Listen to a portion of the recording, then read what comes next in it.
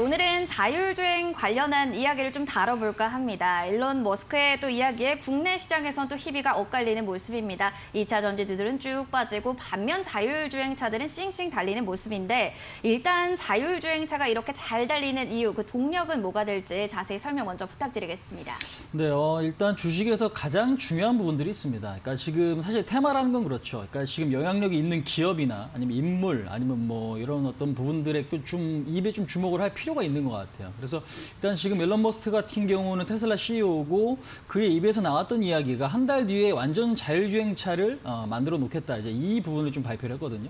뭐 사실상 그 전부터 자율주행차라는 거는 그러니까 R&D가 좀 지속적으로 좀 진행이 되고 있었던 분야긴 한데 아무래도 여기서 이제 기름을 부었던 역할을 했던 게 이제 그의 발언입니다. 근데 이제 중요한 건 그가 이야기를 해서 사실 그동안 이제 기술력으로 봤을 때는 거의 다 좀 이루어져 왔다라는 게 좀 주목할 만한 부분인 것 같아요. 그러니까 지금 사실상 테슬라 전기차 같은 경우도 기술력으로 보면 상당히 조금 뛰어난 자동차고, 그다음에 이제 스페이스X죠. 그러니까 스페이스X 같은 경우는 로켓 재활용, 그러니까 이 부분이 사실상 세계에서 좀 최초로 있었던 일인데 결국 스페이스X가 성공을 시켰습니다. 그러니까 이 부분에 있어서도 기술력을 좀 입증을 했기 때문에 이런 어떤 그 앨런 머스크의 이제 발언 이런 부분들을 시장에서 좀 주목을 하고 있다는 부분도 우리가 좀 주목을 해야 될 것 같아요. 그래서 결국에는 말로 뱉은 거를 그동안에 이뤄냈던 인물이기 때문에 그의 입에서 나왔던 것들이 사실 시장에서는 조금 중요하게 지금 받아들여지고 있고, 그 시기가 지금 생각보다는 상당히 좀 빠르다는 측면에서 봤을 때 우리나라 지금 자율주행 관련주들이 좀 급등하고 있는 이유다라고 좀 보시면 될 것 같아요. 이렇게 좀 설명드릴 수 있을 것 같네요. 네. 네. 한마디로 또 했던 말에 대해서 기술력으로 입증을 보였기 때문에 이번 언급도 굉장히 기대를 할 수밖에 없다라고 정리를 낼 수 있겠습니다. 자, 그럼 테슬라의 자율주행 기술력이 어느 정도로 좀 추정이 되는지 이 부분이 가장 중요할 것 같거든요. 어떻게 되나요? 자, 일단 지금 우리가 이제 자율주행의 어떤 기술력을 종합하는 부분들, 그러니까 지금 보시면 가이드하우스 인사이트라는 곳이 있습니다. 이제 여기서 지금 자율주행 기술의 어떤 종합 점수를 올려놓는 이제 그런 장소다라고 좀 보시면 될 것 같은데, 1등이 이제 구글 웨이모고요. 2등이 포드, 3등이 이제 제너럴 모터스 부분이다라고 보시면 될 것 같고, 4등이 이제 중국 바이두죠. 우리나라 업체 현대차는 지금 현재 보시면 앱티브랑 이제 합작법인을 지금 설립을 했습니다. 모셔널이라고 하는데 지금 전 세계 6위를 좀 기록을 하고 있습니다. 하지만 테슬라는 18위에 좀 그치고 있다는 거죠. 그러니까 기술력 전체적인 어떤 종합적인 점수에서 봤을 때 테슬라가 상당히 좀 뒤처지고 있다는 건 우리가 이런 어떤 수치로 봐도 좀 확인할 수 있는 부분이고, 그다음에 지금 7월 달에 독일 법원에서 이런 발표를 했습니다. 오토파일럿 광고가 지금 허위다라는 판결을 좀 내렸어요. 이제 그런 측면에서 봤을 때 지금 오토파일럿에 대한 부분은 모델 X, 그다음에 모델 3에 지금 광고가 좀 나오고 있는 이제 그런 기술력이죠. 그러니까 사실상 비행기를 지금 자율적으로 지금 그러니까 그 비행기 조종할 때 쓰이는 이제 그런 용어인데, 사실 자동차에도 지금 나오면서 허위라는 어떤 광고들, 그러니까 독일 법원에서도 이런 부분들을 인정한 거를 봤을 때 기술력이 과연 그뭐 완전주행 자동차를 만들 정도로 뛰어난가, 그러니까 이런 부분에 있어서는 다소 좀 의문이 드는 건 분명한 사실이긴 한데, 정확한 기술력은 사실 우리가 좀 예상하기 좀 어려울 것 같아요. 그래서 이거는 뚜껑을 아무래도 조금 열고 그날이 좀 되어봐야 좀 알 수 있는 이슈가 아닌가, 이제 그렇게 볼 수 있을 것 같습니다. 네. 일단은 숫자로는 파악할 수 있는 게 자율주행 종합순위에 18위에 랭크되어 있다. 이런 사실과 더불어서 일단은 정확한 기술력은 뚜껑을 열어봐야 알 수 있다라는 의견을 주셨는데요.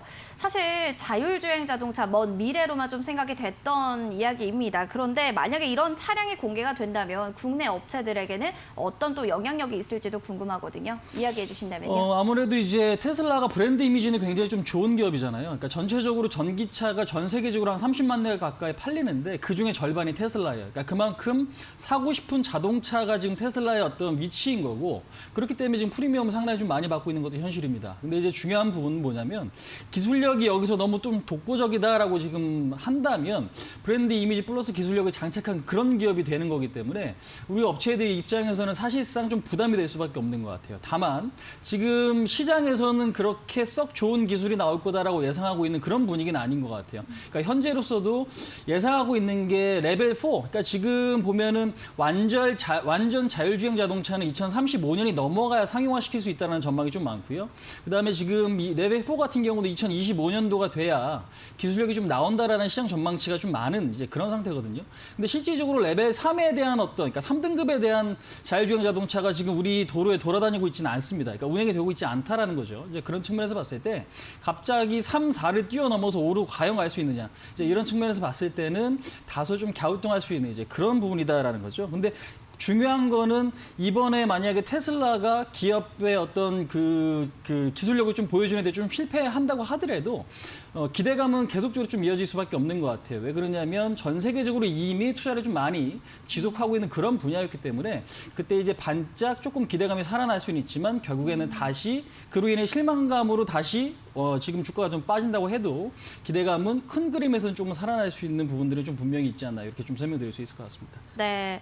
독보적인 기술력을 발표하게 된다면 국내 증시에서는 좀 부정적일 수도 있지만 일단 시장에서는 이 사건, 이 이슈에 대해서는 크게 가능성에 대해서는 기대를 안 하는 분위기다라는 이야기를 주셨습니다. 그런데 자율주행 관련주 국내에만 좀 따지자면요. 실적이 좀 부진해서 빚 좋은 게 살구다 이런 이야기들도 있습니다. 이에 대해서는 또 어떻게 생각하세요?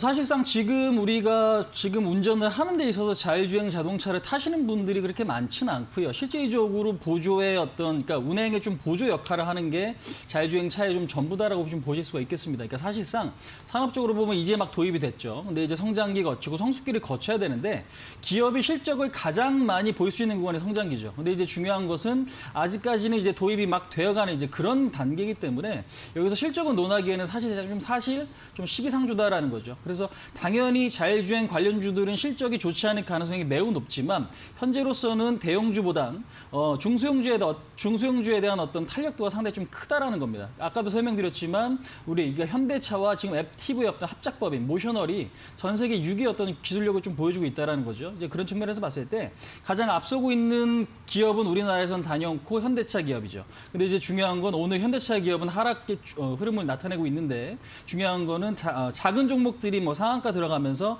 사실상 굉장히 좀 탄력적인 움직임에서 봤을 때는 지금 현재로서는 실적 때문에 가는 게 아니라 테마가 조금 부각되고 있다. 그다음에 그동안에 많이 오르지 못했던 업종이기 때문에 아무래도 아까 지금 말씀드린 대로 앨런 머스크가 좀 기름을 부은 격이다라는 측면에서 봤을 때는 단기적으로 좀 더 반등은 가능하다. 하지만 실적 때문에 지금 급등하는 건 아니다. 이렇게 좀 볼 수 있을 것 같습니다. 네, 지금 반등하고 있는, 지금 상승하고 있는 것은 테마로 좀 살펴볼 수가 있을 것 같습니다. 실적을 좀 논하기에는 아직은 좀 시기상조다라는 이야기까지 덧붙여 주셨는데요.